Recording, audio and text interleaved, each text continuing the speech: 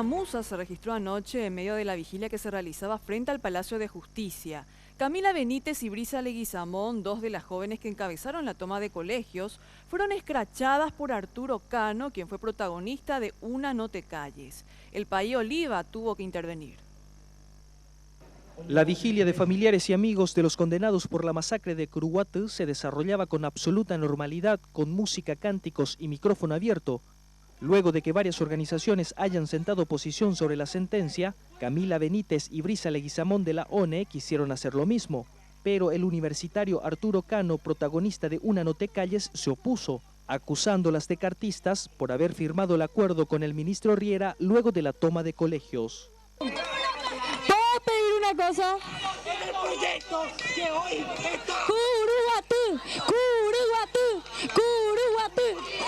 Es el mismo plan de eliminación.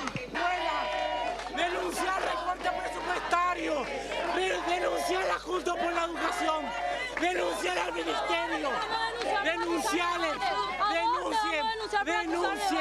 denuncien, rompan su acuerdo, para hablar de Curuguatú, para las cosas que están haciendo. Camila. ¿En serio? Me entero.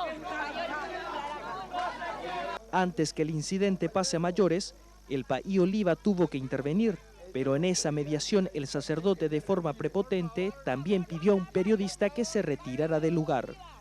Silencio, por favor. Perdone, Silencio, por favor. Retírese porque usted es un canal que conozco bastante. Muy bien. Por lo tanto, retírese. ¡Retírese! Muy bien.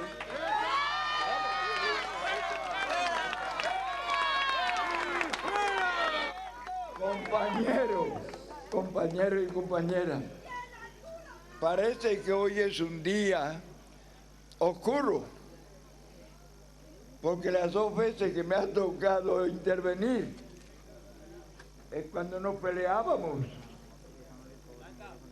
y cuando teníamos peligro de que esos señores que están arriba nos barrieran a todos.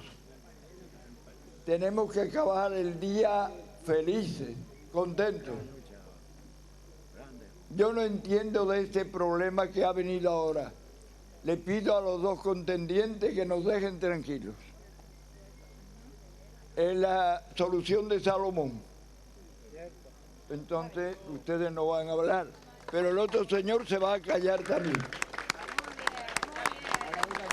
Los protagonistas de este incidente tuvieron que desistir de hacer uso de palabra y los responsables de la vigilia lograron poner paño frío a la escaramuza.